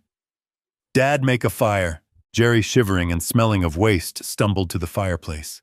He grabbed a handful of the decorative birch logs. He fumbled for a lighter. He managed to get a flame going. The paper caught. The wood started to smoke. But I had anticipated this too. A modern airtight cabin relies on a draft inducer fan to pull smoke up the chimney. Without electricity and with the HVAC system creating negative pressure inside the house to suck in cold air, the chimney became a fresh air intake. The smoke did not go up. It poured out into the room. Thick gray wood smoke billowed into the living room, mixing with the stench of the sewage. Coughing. Braden kicked the burning logs apart, stomping on them to put the fire out. "Stop, stop, you are suffocating us!" Braden screamed. They were huddled together now on the white leather sofa, the sofa that was their pride and joy. Now it was just a life raft in a sea of cold and stink. They wrapped themselves in the decorative throw blankets, thin, useless things made of synthetic silk. They were shivering so hard I could see the vibrations on the camera feed. I looked at their faces. The arrogance was gone. The greed was gone. The plan to declare me incompetent was gone. All that was left was the raw animal terror of three people who had spent their lives manipulating others, suddenly facing a force that could not be manipulated. They could not lie to the cold. They could not gaslight the darkness. They could not negotiate with a locked door. Braden pulled out his phone again. He held it up like a talisman. "Why is there no signal?" he cried. "Why?" "Because I installed a Faraday cage mesh in the walls, Braden." I answered silently. "Because I built this house to be invisible to the world when I wanted it to be." I watched them for another hour. They tried to break a window with a dining chair. The chair broke. They tried to pick the lock with a steak knife. The knife snapped. They tried screaming, but the insulation in those walls was 12 inches thick. A bear could roar in that living room, and a hiker 10 feet away wouldn't hear a thing. Finally, they gave up. They huddled in a pile on the rug, surrounded by the smell of their own failure. Braden was crying. I could see his shoulders heaving. He was not the master of the universe anymore. He was just a scared child who had broken into the wrong candy store. I checked the time. It was midnight. They had survived the first 4 hours. The temperature was stabilizing at 40 degrees inside. Cold enough to be miserable. Cold enough to risk hypothermia if they didn't keep moving. But not cold enough to kill them. Not yet. I was not a murderer. I was a disciplinarian. I tapped the screen and adjusted the HVAC. I turned off the active cooling. I let the fans idle. I did not want them to freeze to death. I just wanted them to have a very, very long night to think about their life choices. Tomorrow morning, the sun would rise. Tomorrow morning, the cavalry would arrive. But tonight belonged to the ghosts. I closed the tablet. I finished my cocoa. It was still warm. I lay back on the bed in the RV. I pulled the quilt up to my chin. I slept better than I had in years. The sun came up over the ridge at 6:30 in the morning. It was a pale, weak light that offered no warmth, only visibility. Inside the RV, I finished my second cup of coffee. I watched the steam rise from the mug and disappear into the dry air. I felt rested. I felt ready. I looked out the windshield. 2 vehicles had just pulled into the clearing next to me. The first was a county sheriff's cruiser, its light bar dull and heavy in the morning gray. The second was a black SUV with government plates and the seal of the United States Forest Service on the door. I put on my jacket. I stepped out into the crunch of the frosted grass. Sheriff Miller was leaning against his car. He was a big man, local-born, who had known me since I built the cabin. He knew I was not a man who made frivolous calls. Next to him stood Agent Perkins. He was younger, wearing a green uniform that was pressed sharp enough to cut skin. He held a clipboard in one gloved hand. "Morning, Hank," the sheriff said. His breath plumed in the air. "Is everyone inside?" "They are inside," I said, and the status agent Perkins asked. "Secure," I said. "Locked down since 2000 hours last night." Perkins nodded. He did not smile. He was not here for pleasantries. He was here because a federal asset had been compromised. "Let us get this over with," Perkins said. I climbed into my truck. The convoy moved out. We drove down the winding gravel road in a slow, deliberate procession. The sheriff first, then me, then the federal agent. We rounded the final bend. The cabin came into view. It looked lifeless. The windows were dark. There was no smoke rising from the chimney. The frost on the roof was thick, unbroken. It looked like a tomb sealed in ice. We parked in the driveway. The silence was absolute. No birds, no wind, just the ticking of cooling engines. I walked to the front door. The sheriff stood to my right, his hand resting casually near his holster. Agent Perkins stood to my left. I pulled out my phone. I opened the smart home app. The screen was still red. Locked. I tapped the screen. Disengage. The sound was loud in the quiet morning. A heavy metallic clunk echoed from inside the doorframe. Then another from the back door. Then the garage. The magnetic seals released. I reached out and turned the handle. It was cold, freezing to the touch. I pushed the door open. The smell hit us first. It rolled out of the house like a physical wave. It was thick, heavy, and wet. It smelled of raw sewage, stale smoke, and fear. Sheriff Miller coughed and covered his nose. "Good God, Hank." I stepped back. I did not want to go inside. For a moment, nothing happened. Then there was movement in the hallway. They came out slowly. They did not walk. They shuffled. Braden was first. He was wrapped in 3 throw blankets, his face gray and drawn. His lips were a shocking shade of blue. His eyes were wide, bloodshot, and frantic. Behind him came Linda. Her pink velour tracksuit was stained with soot and brown filth. She was shivering so violently that her teeth were chattering audibly, a sound like dice rattling in a cup. Jerry brought up the rear. He was limping. He had wrapped a rug around his shoulders. He looked 20 years older than he had yesterday. They stumbled out onto the porch, squinting against the morning light. They gulped down the fresh, freezing air, as if they were drowning. When Braden saw me, something ignited in his eyes. It was not relief, it was hate. "You," he screamed. His voice was cracked and hoarse. "You tried to kill us." He lunged toward me, shedding one of the blankets.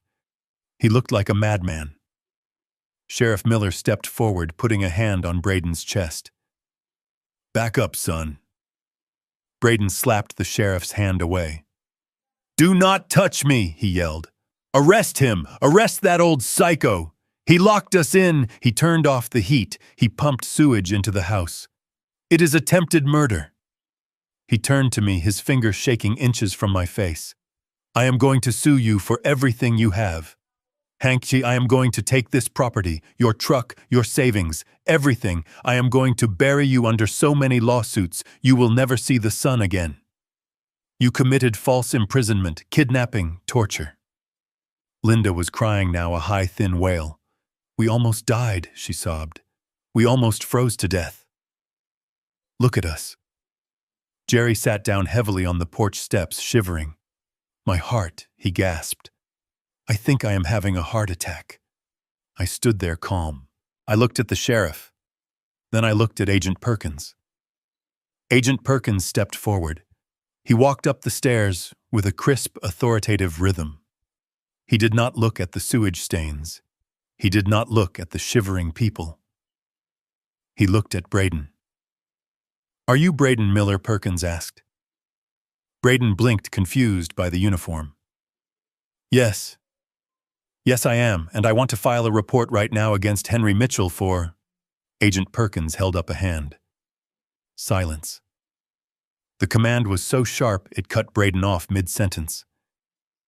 I am Special Agent Perkins with the United States Forest Service Law Enforcement Division, he said. Braden frowned. Forest Service. What does a park ranger want? I am talking about a criminal case here. Agent Perkins lifted his clipboard. This property located at Parcel 449, consisting of 20 acres and one residential structure, is the legal property of the United States government under the jurisdiction of the Department of Agriculture Forest Service Division. The silence that followed was heavier than the smell. Braden looked at Perkins. Then he looked at me. Then he looked back at Perkins. What Braden whispered. 2 weeks ago, Perkins continued reading from the document. Mr. Henry Mitchell finalized the sale of this land to the federal government to be used as a seismic and fire observation outpost. As of the 1st of this month, Mr. Mitchell has been residing here as a temporary tenant, pending the transfer of keys. Perkins lowered the clipboard. He looked at Braden with eyes like flint. That means, Mr. Miller, that since yesterday afternoon, you and your family have been trespassing on a restricted federal facility. You have damaged government property. You have altered government security systems. And you have defaced a federal structure with biological waste. Braden's mouth opened and closed. He looked like a fish on a dock. No, he stammered. That is a lie. That is impossible. He owns this house. He has the deed. He did own it, I said, speaking for the first time, until I sold it. I tried to tell you, Braden. I tried to tell you to leave, but you were too busy measuring the drapes. Braden shook his head frantically. No. No, this is a trick. He is lying. I have the paperwork. I have the mortgage application, Perkins smiled. It was not a nice smile. Ah, yes, Perkins said. The mortgage application. He reached into his jacket pocket and pulled out a folded piece of paper. He unfolded it. It was a copy of the loan document Braden had submitted online. We received a flag from the banking system yesterday, Perkins said. Apparently someone tried to take out a $300,000 cash-out refinance loan on this property. Braden's face went from gray to white. I can explain, Braden stuttered. I was acting as his trustee. He is incompetent. I was going to manage the money for him. Perkins shook his head. You signed Henry Mitchell's name, Perkins said. That is forgery. You submitted it across state lines via the internet. That is wire fraud. But here is the part that makes this my problem, Mr. Miller. Perkins took a step closer to Braden.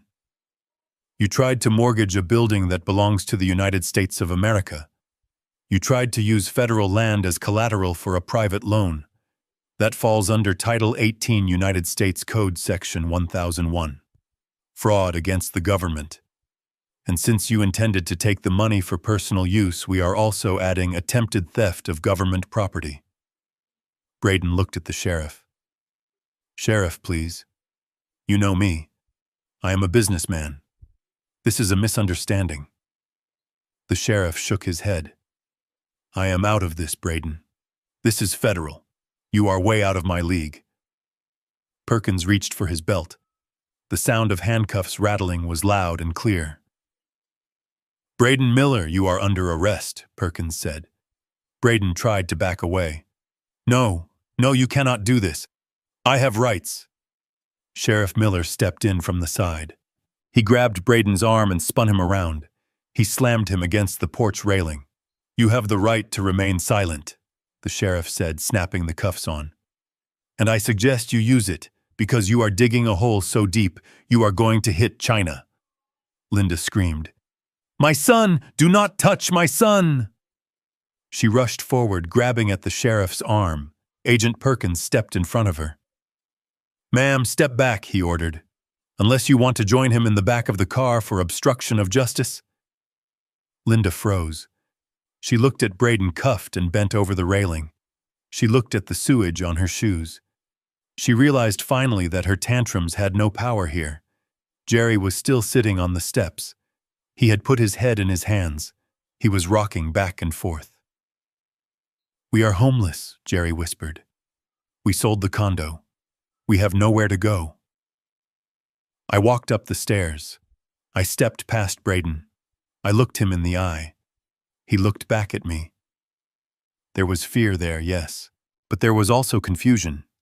He still did not understand how he had lost. He still thought he was smarter than me. How Braden hissed. How did you know? I leaned in close. I did not know anything, Braden, I said softly. I just gave you enough rope. You did the hanging yourself. I walked into the house. The smell was awful.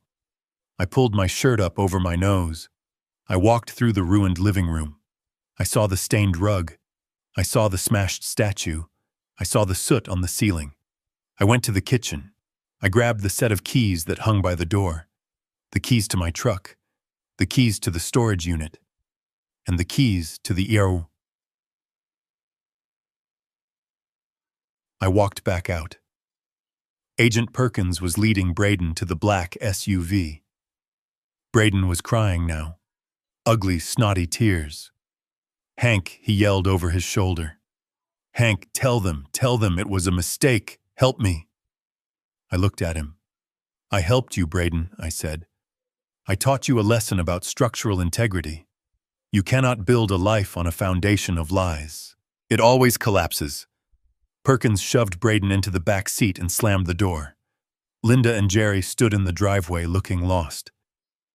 What about us? Linda asked, her voice trembling. Where do we go? Sheriff Miller looked at them with pity, but no sympathy. I can give you a ride to the bus station in town, the sheriff said. But you cannot stay here. This is a crime scene now. I walked past them to my truck. I did not offer them money. I did not offer them a coat. They had burned those bridges when they burned my wood and poisoned my air. I climbed into the driver's seat. I watched the black SUV pull away, carrying my son-in-law to a federal holding cell. I watched the sheriff loading Jerry and Linda into the back of his cruiser like vagrants. I started my engine. The house stood silent behind me. It was ruined. It would take months to clean. It would need new floors, new drywall, new pipes. But that was the government's problem now. I had my freedom. I put the truck in gear and drove away. I did not look back. I watched from the driver's seat of my truck as the final act of this tragedy played out. It was not a loud, explosive finale. It was cold and bureaucratic, exactly the way I had designed it. Braden was thrashing against the grip of the deputy, his face pressed against the glass of the patrol car. He was screaming something, but the heavy door muffled his voice into a meaningless drone. He looked small. Without his expensive suits, without his arrogance, and without the house he tried to steal, he was just a man in handcuffs, facing 20 years of federal time. Agent Perkins was not finished yet. He turned his attention to Jerry and Linda. They were standing by the sheriff's cruiser, looking like refugees from a disaster they had caused. They were shivering, clutching their dirty blankets, waiting for someone to save them. But there was no one left to save them. Perkins walked over to the stump of the oak tree. The raw wood shone in the morning light like a beacon. He ran his gloved hand over the cut surface. Then he walked back to Jerry. "You authorized this?" Perkins asked, pointing at the stump. Jerry swallowed hard. It was a hazard. I was just trying to help." Perkins pulled a citation book from his jacket. He clicked a pen. "That white oak was over 100 years old," Perkins said, his voice flat. "It was located on designated federal land. Under the Archaeological Resources Protection Act and federal timber statutes, the unauthorized removal of protected flora is a felony." He ripped the ticket off the pad and handed it to Jerry. Jerry's hands shook so hard he dropped it. "That is a citation for the destruction of government property," Perkins said. "The fine is $25,000, plus restitution costs for the environmental damage. You will receive a summons in the mail. Do not miss the court date, or we will issue a warrant for your arrest, too."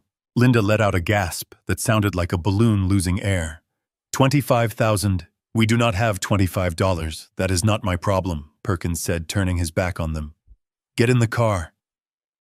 I shifted my gaze to Megan. She was standing near the edge of the driveway away from the chaos. She was wearing a heavy coat I had given her the night before. She had watched her husband be arrested. She had watched her in-laws be destroyed. I expected tears. I expected her to run to the police car, to bang on the glass, to beg me to stop this. That was the Megan I had known for the last 5 years, the woman who apologized for things she didn't do, the woman who made herself small to fit into Braden's world. But she did not move, and she did not cry. She looked at the police car. Braden was staring back at her, mouthing words. I could read his lips. He was not saying, "I love you." He was not saying, "I am sorry." He was saying, "Fix this. You stupid woman, fix this." I saw Megan's shoulders straighten. It was a subtle movement, but I saw it. She took a deep breath of the cold, clean air. She looked at the house that had been her prison for the last 3 days. Then she looked at the stump of the tree. And finally, she looked at me.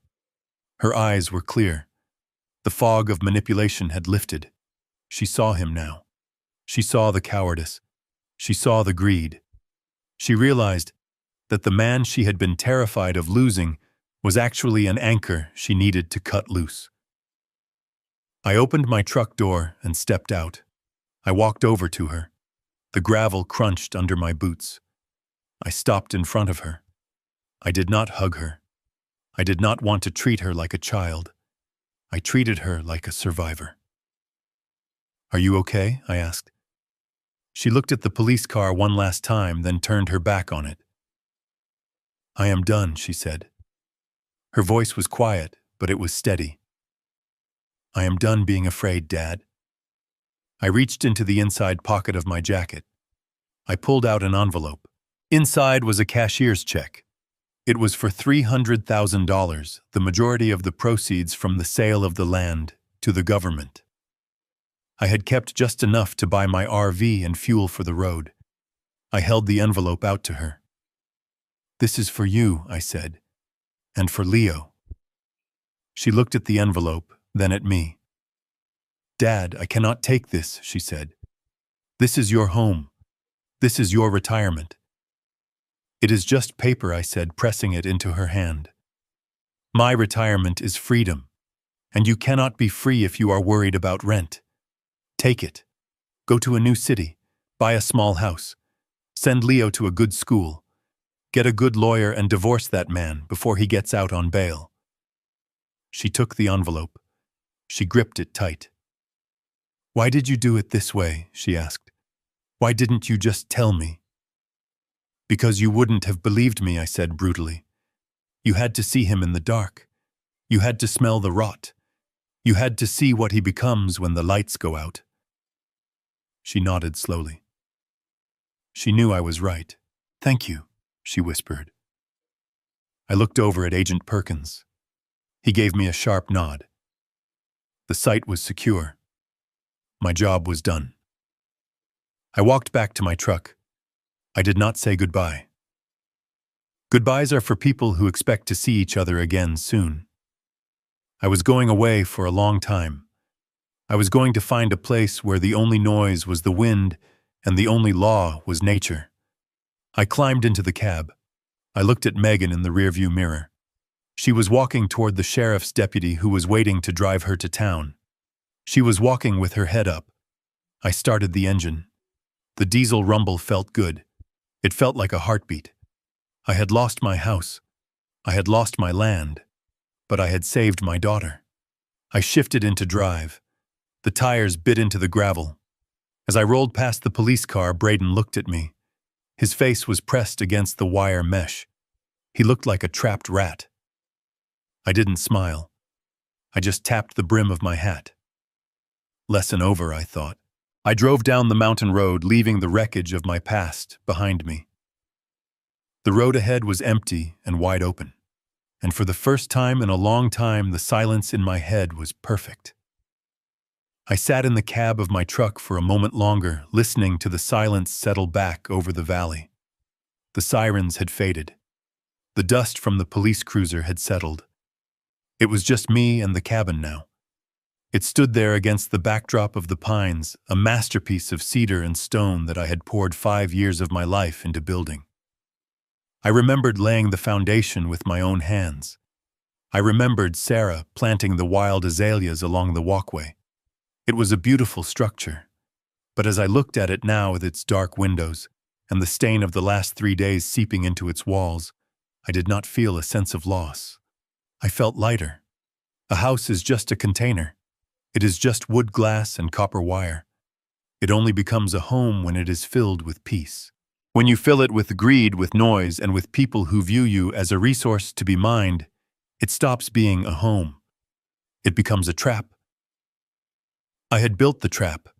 I had sprung the trap, and now I was walking away from the cage. I stepped out of the truck and walked over to the RV parked at the edge of the clearing. I called her the Fortress. She was a 40-foot diesel pusher, fully off-grid capable. She had solar panels on the roof, a satellite uplink for my encrypted network, and a reinforced chassis that could handle the roughest fire roads in the country.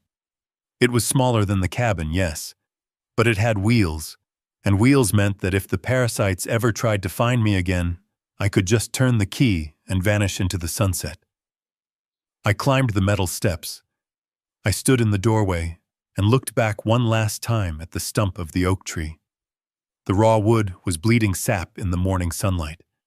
It looked like a fresh wound, but I knew better. I had spent enough time in these woods to understand how nature works. The forest has a brutal kind of wisdom. It does not tolerate sickness. When a tree gets infected with rot, when the termites burrow deep into the core, you do not try to paint over it. You do not try to prop it up. You cut it down.